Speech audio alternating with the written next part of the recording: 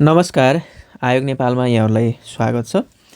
शिक्षक सेवा आयोग आधारभूत तह अन्तर्गत निम्न माध्यमिक र माध्यमिक तहको प्रथम पत्रको तयारी गर्दै हुनुहुन्छ भने तपाईँहरूको लागि चाहिँ यो भिडियो एकदमै बेस्ट रहनेछ।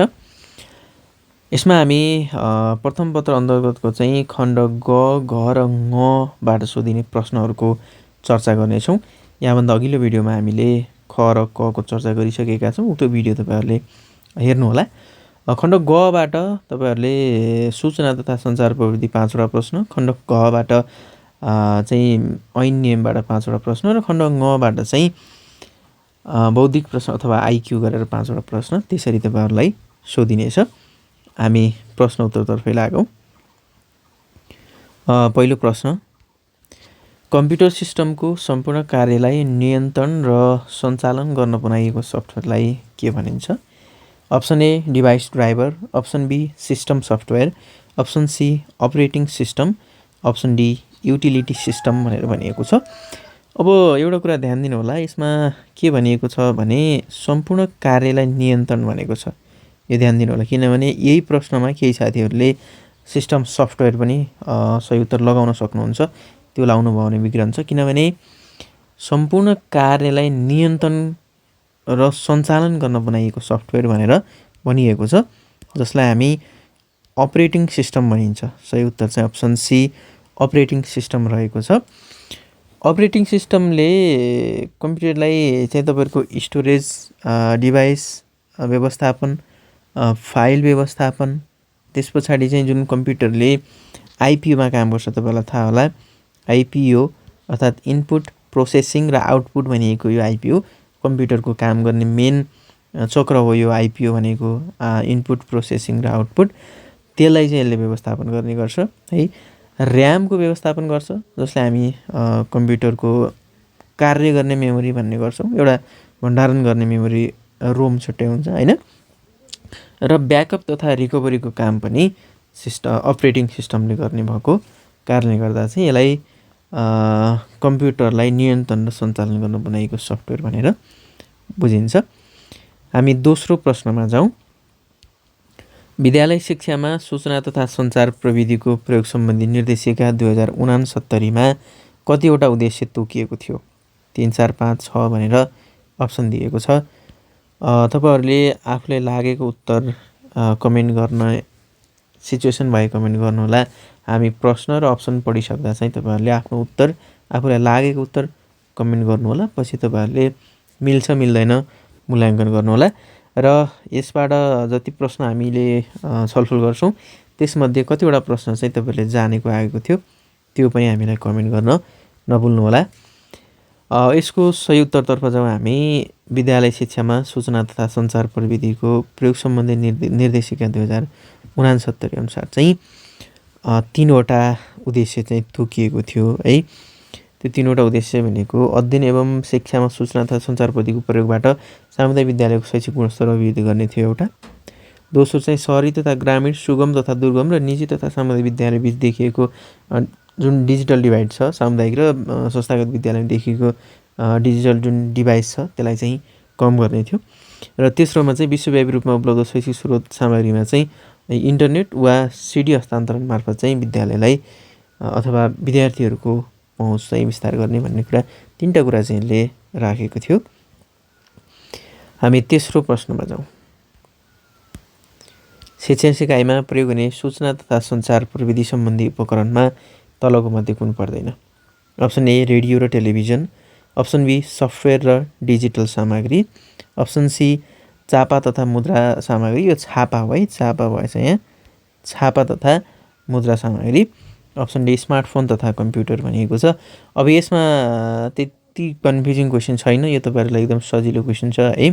प्रश्नमा तपाईँहरूलाई के भनेको छ भने सूचना तथा सञ्चार प्रविधिसँग पर्ने उपकरण है, उपकरण प्रविधि सम्बन्धी उपकरणमा चाहिँ तपाईँहरूको के पर्दैन भनिएको छ। रेडियो टेलिभिजन मुख्य सामग्री भइ नै हाल्यो, सफ्टवेयर डिजिटल सामग्री भइहाल्यो, छापा तथा मुद्रण सामग्री भनेको यो चाहिँ तपाईँहरूको प्रविधि उपकरणमा पर्दैन। छापा मुद्रण भनेको जस्तै पाठ्यपुस्तकका कुराहरू, पत्र पत्रिकाका कुराहरू, यसलाई चाहिँ हामी छापा मुद्रण सम्बन्धी सामग्री भन्छौँ। त्यो चाहिँ तपाईँको प्रविधिको उपकरणमा पर्दैन। स्मार्टफोन तथा कम्प्युटर यसमा पनि पर्यो है। अप्सन सी यसको सही उत्तर। हामी चौथो प्रश्नमा जाउँ। विभिन्न उपकरण र माध्यमको प्रयोग गरी लज्जित र ह्यारासमेन्ट गर्ने कार्यलाई के भनिन्छ? Defamation, cyber stalking, ransomware attack, cyber bullying भनेर भनिएको छ। यसलाई चाहिँ हामी साइबर बुलिङ भन्छौँ है। तपाईँले थाहा छ होला साइबर अपराधको बारेमा चाहिँ केही कुराहरू यसमा पढ्नुपर्छ है। जुन ऐन पनि छ, साइबर ऐनका कुराहरू पनि छ। कसैलाई गाली बेइज्जती गरेमा चाहिँ सजायको कुराहरू पनि यसमा छ। त्यो साइबरको कुराहरू अलिकति तपाईँहरूले चाहिँ डिटेलमा त्यहाँ पढ्नु होला। हामी अर्को प्रश्नमा जाउँ। पाँचौँ प्रश्न। नेपालमा इमिस सफ्टवेयर परीक्षण गरिएको जिल्ला कुन हो? इमिस तपाईँहरूले पढ्नुपर्छ। अहिले जति पनि विद्यालय, चाहे त्यो सामुदायिक विद्यालय होस् चाहे संस्थागत विद्यालय होस्, हरेक विद्यालयका हरेक विवरणहरू चाहिँ इमिसमा अध्यावधि गर्नुपर्छ। चाहे त्यो शैक्षिक विवरण होस् चाहे भौतिक विवरण होस्, चाहे तपाईँहरूको चाहिँ विभिन्न शिक्षकहरूको हाजिरीका कुरा होस्, शिक्षकको तलबका माग फारमका कुराहरू होस्, पाठ्य पुस्तकको माग फारम, छात्रवृत्ति माग फारम लगायतका विद्यालयमा गरिने सम्पूर्ण कामहरू चाहिँ अहिले डिजिटल रूपमा चाहिँ इमिसबाट गर्नुपर्ने हुन्छ। अप्सनहरू काठमाडौँ, भक्तपुर, ललितपुर र चितवन भनेर यसमा दिएको छ है। इमिसको चाहिँ परीक्षण चाहिँ कहाँबाट गरियो अथवा कुन जिल्लाबाट सबैभन्दा पहिला गरियो भनेर चाहिँ भनिएको छ। तपाईँले चाहिँ आफूलाई लागेको उत्तर चाहिँ कमेन्ट गर्न नभुल्नुहोला है। यसको सही उत्तर चाहिँ भक्तपुर रहेको छ है। भक्तपुरबाट चाहिँ नेपालमा भक्तपुर जिल्लामा सबैभन्दा पहिला इमिसको चाहिँ परीक्षण गरेको थियो है। यो परीक्षण भनेको चाहिँ विक्रमसम्म 2000 अथवा जसलाई हामी शैक्षिक सत्र भनौँ अहिले सजिलो होला, शैक्षिक सत्र 2071देखि चाहिँ परीक्षण गरिएको थियो है। तपाईँहरूलाई कहिलेकाहीँ सोध्न सक्छ कहिले चाहिँ इमिस परीक्षण गरेको थियो भनेर। यो परीक्षण गरिएको कुरा, परीक्षण चाहिँ तपाईँहरूको 2071मा यो परीक्षण गर्यो र देशैभरिका सम्पूर्ण विद्यालयमा, सामुदायिक विद्यालयमा है, देशैभरिका सम्पूर्ण विद्यालयमा, किनभने यो सामुदायिक विद्यालयमा थियो। संस्थागत विद्यालयमा चाहिँ केही समय भर्खर नै योमा अनिवार्य गरेको सामुदायिक विद्यालयमा चाहिँ 2073 सालदेखि है, 2073 सालदेखि चाहिँ यो अनिवार्य रूपमा चाहिँ लागू गरिएको थियो। यो कुराहरू तपाईँले चाहिँ बुझ्नुहोला। अब यसमा धेरै कुराहरू छ है, जस्तै चैत 23 र जेठ 7 गते विद्यार्थीको सङ्ख्यालाई आधार मानि विद्यालयले तोकिएको बमोजिम एक्सेल बेसको चाहिँ तपाईँको इलेक्ट्रोनिक एउटा इमिस फाइलमा विद्यार्थी अपडेट गरी अनलाइन चाहिँ अपलोड गर्नुपर्ने व्यवस्था पनि यसमा गरिएको छ। त्यो व्यवस्था फेरि तपाईँहरूको 2075देखि है, 2075देखि चाहिँ त्यो व्यवस्था गरिएको। त्यो व्यवस्था तपाईँहरूलाई थाहा होला केही साथीहरूलाई होइन। यसमा के हुन्छ भने जस्तै विद्यार्थीहरूको पास फेल, विद्यार्थीलाई चाहिँ अन्यत्र विद्यालयमा गयो भने उसलाई ट्रान्सफर, अन्यत्र विद्यालयमा चाहिँ आफ्नो विद्यालयमा आयो भने चाहिँ उसलाई एसेप्ट, सबै कुराहरू चाहिँ अहिले इमिसमा हुन्छ। विद्यालयको हरेक विद्यालयको तपाईँको रिजल्ट, पहिला हामी कपीमा डड्डामा रिजल्ट बनाउने सिस्टम थियो भने अहिले सबै सिस्टमहरू चाहिँ के हुन्छ भने इमिसमै रिजल्टहरू बन्छन्। त्यहीँबाट ग्रेड सिटहरू प्रिन्ट गरेर विद्यार्थीलाई चाहिँ दिन सकिने व्यवस्था चाहिँ रहेको छ। अब यो इमेजबाट धेरै कुराहरू जान्नुपर्ने हुन्छ। अर्को भिडियोमा हामी त्यसको बारे थप कुराहरू छलफल गरौँला। हामी अब 6औँ प्रश्नमा जाउँ। नेपालको संविधानमा राज्य शक्तिको बाँडफाँड अन्तर्गत अनुसूची 5 मा कुन विषयको व्यवस्था गरिएको छ? नेपालको संविधानमा राज्य शक्तिको बाँडफाँड अन्तर्गत चाहिँ अनुसूची 5 मा कुन विषयको व्यवस्था गरिएको छ? अप्सन ए राज्यको संरचना, अप्सन बी स्थानीय तहको अधिकार, अप्सन सी प्रदेश र सङ्घको अधिकार, अप्सन डी सङ्घको अधिकार भनेर भनिएको छ। अब यसको सही उत्तर भनेको चाहिँ अनुसूची 5 मा चाहिँ सङ्घको अधिकार भनेर व्याख्या गरिएको छ। तपाईँले अनुसूची का कुराहरू एकदमै राम्रोसँग चाहिँ पढ्नुपर्छ है। अनुसूची 5 देखि अनुसूची 9 सम्म चाहिँ जुन कुराहरू व्यवस्था गरिएको छ, जस्तै अनुसूची 5 मा तपाईँको सङ्घको अधिकार छ, वा अनुसूची 6 मा जानुभयो भने तपाईँले त्यहाँ प्रदेशको अधिकारको कुरा गरेको छ। अनुसूची 7 मा सङ्घ र प्रदेशको साझा अधिकारको कुरा गरेको छ है। अनुसूची 8 मा चाहिँ स्थानीय तहको अधिकारको कुरा गरेको छ भने अनुसूची 9मा चाहिँ सङ्घ प्रदेश र स्थानीय तहको तीनैवटाको साझा अधिकारको सूची चाहिँ त्यहाँ प्रस्तुत गरेको छ। अब त्योमध्ये पनि तपाईँले मुख्य रूपमा जान्नुपर्ने कुरा भनेको के हो भने अनुसूची 5, 6, 7, 8, 9मा चाहिँ शिक्षा सम्बन्धी के कुराहरू चाहिँ त्यसमा राखिएका छन्, तिनको अधिकार क्षेत्रभित्र चाहिँ शिक्षा सम्बन्धी के कुराहरू पर्छन्, ती कुराहरूलाई चाहिँ अलिकति बढी तपाईँहरूले ध्यान दिनु होला। संविधान पढ्नुभयो भने सबै कुरा त्यहाँ स्पष्ट रूपमा भेटिन्छ। 7औं प्रश्नमा जाउँ हामी। विद्यालय शिक्षाको योग्यता परीक्षण, मान्यता तथा समकक्षता र प्रमाणीकरण सम्बन्धी कार्य कसको हो?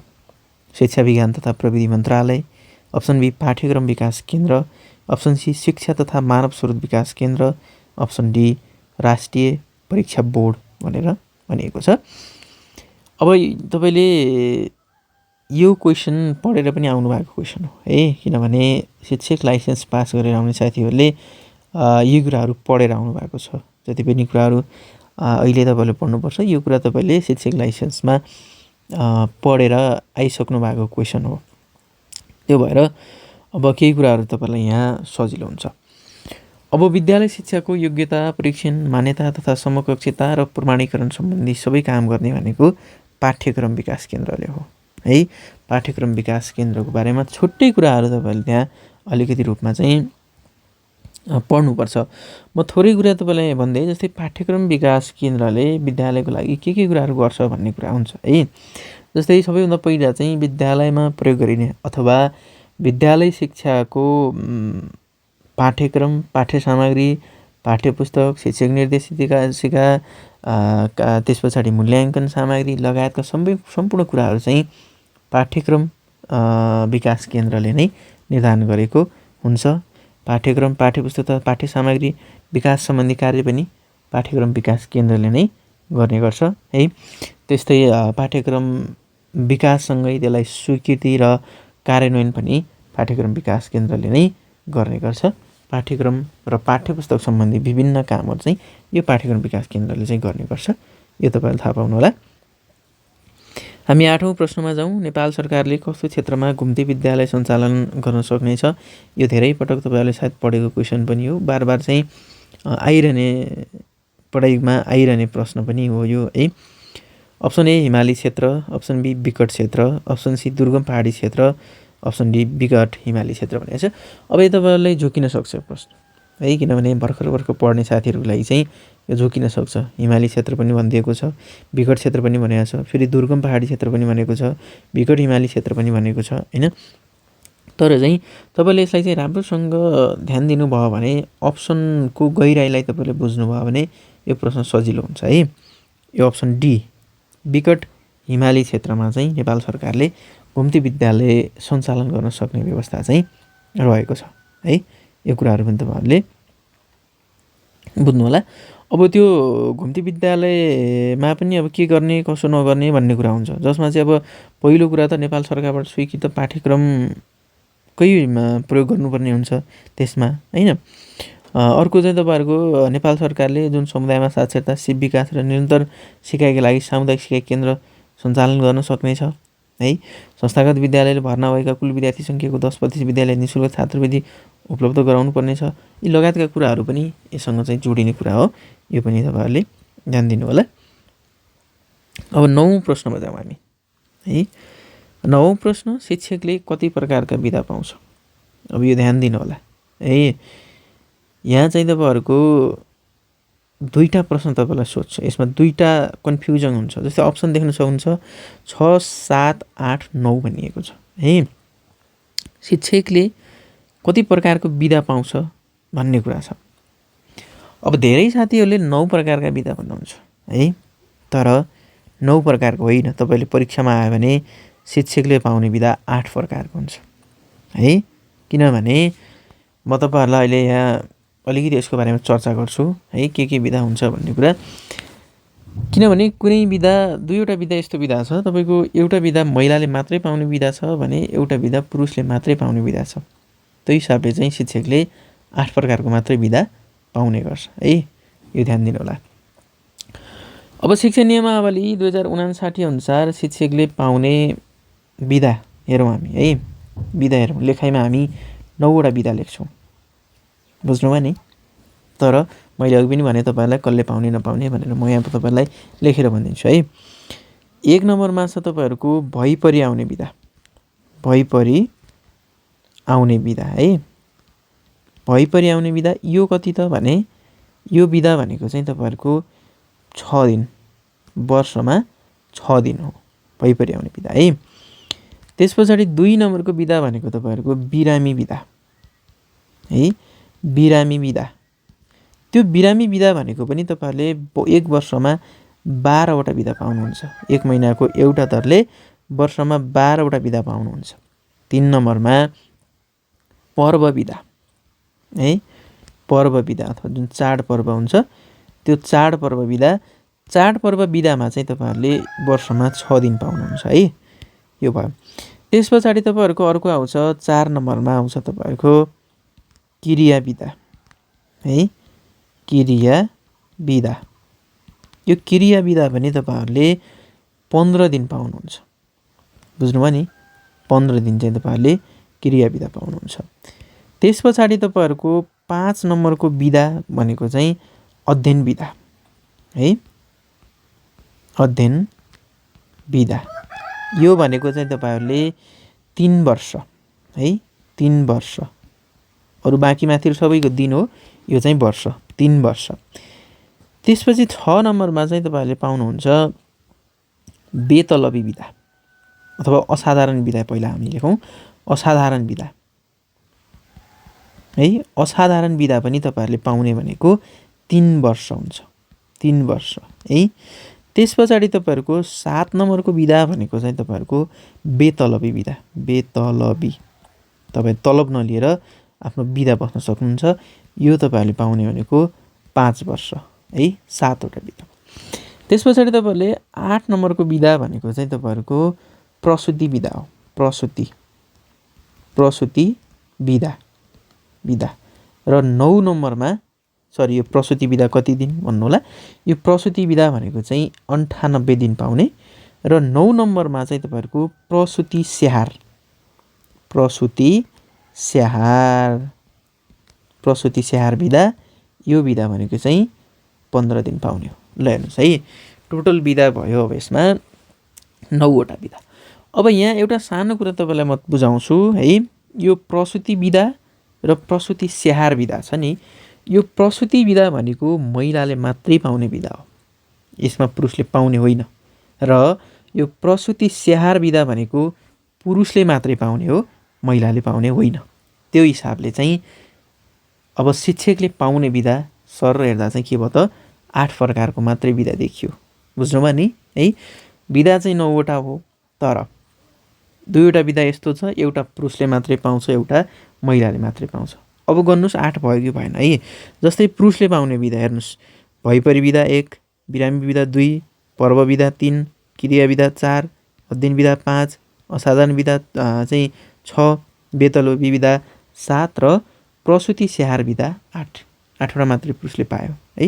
र यो प्रसुति स्याहार बाहेकको अर्को विधा गरेर, प्रसुति विधा गरेर महिलाले 8वटा विधा यसरी पाउँछन्। अब कहिलेकाहीँ तपाईँहरूलाई चाहिँ अप्सनमा 8 र 9 सोध्यो भने 8 लाउनुहोस्, कहिलेकाहीँ चाहिँ अब 8 सोधेन भने 9 मात्र सोध्यो भने 9 लाउनुहोस् है।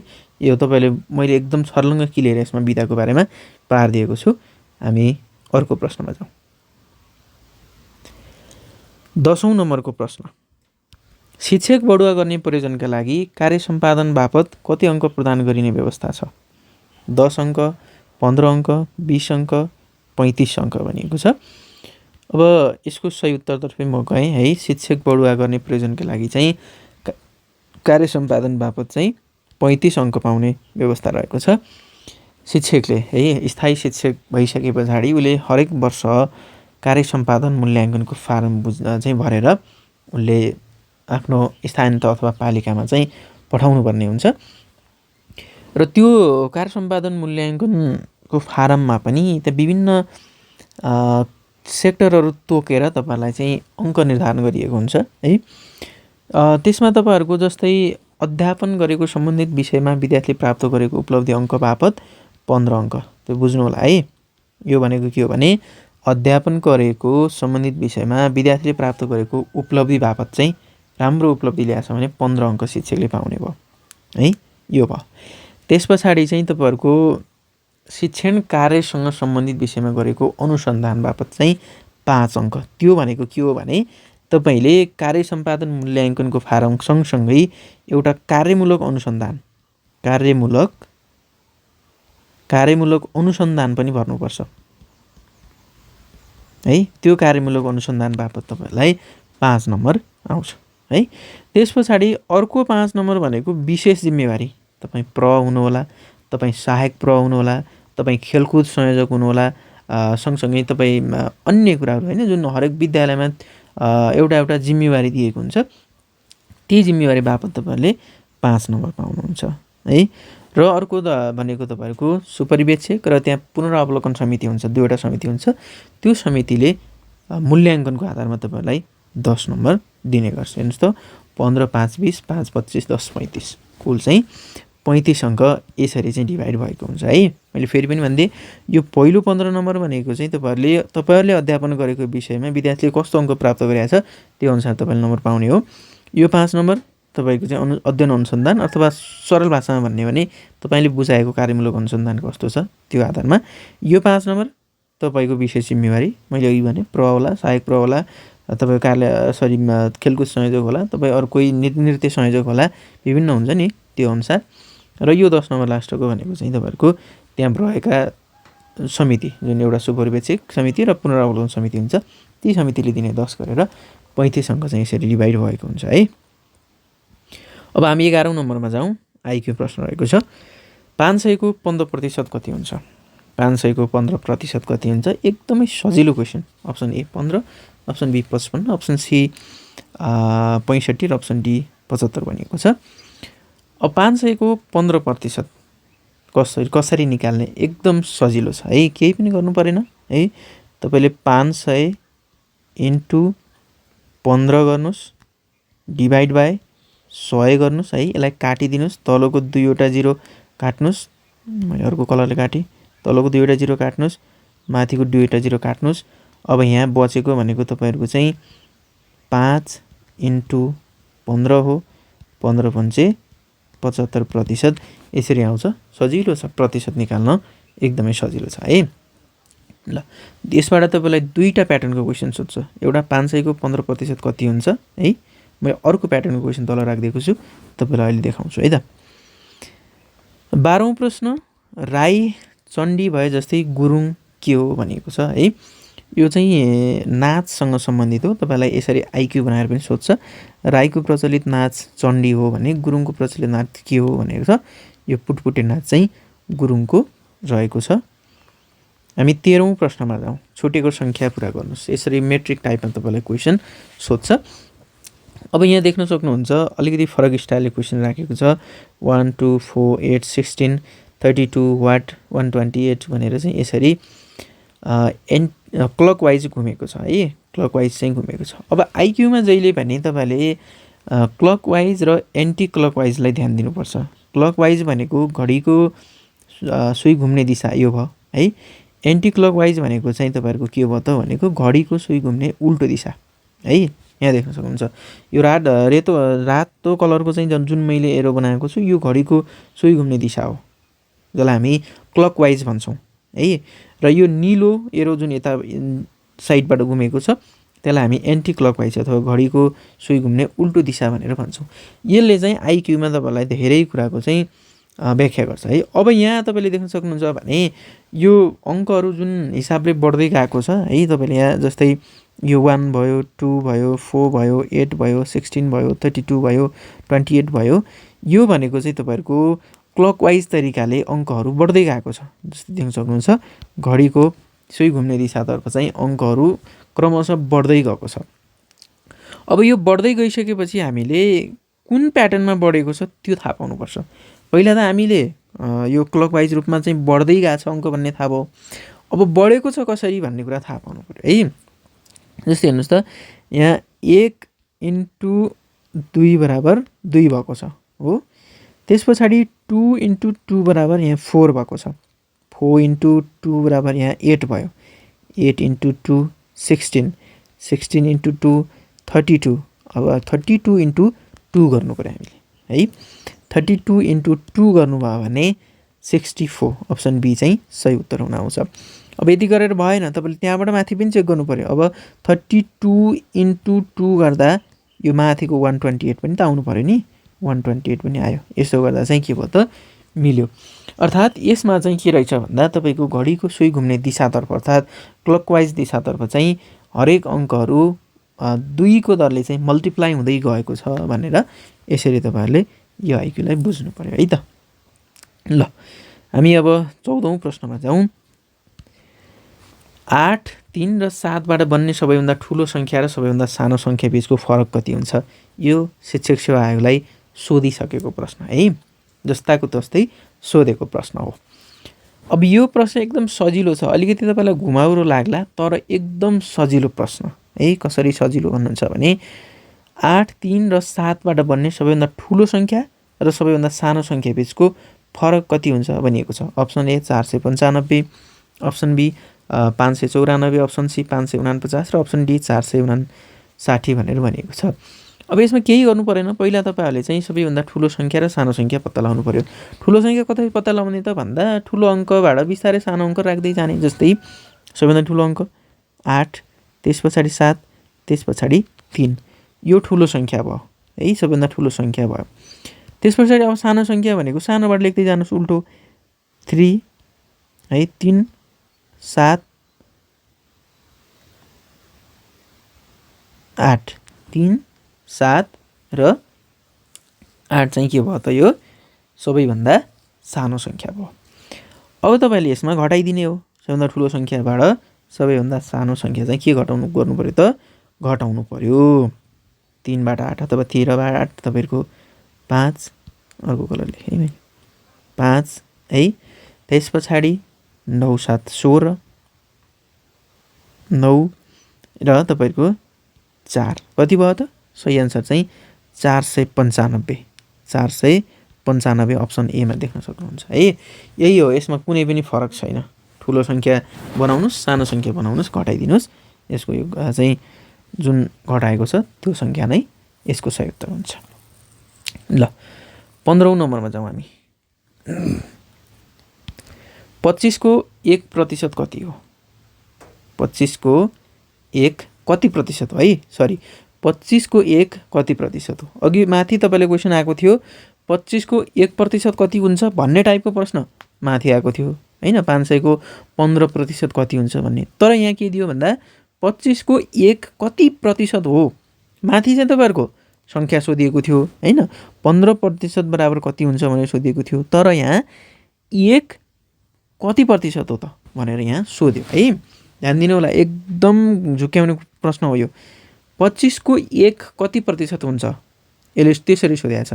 25 को 1% कति भनेर सोधेको छैन कि 25 को जुन 1 छ त्यो कति प्रतिशत हुन आउँछ भनेको है।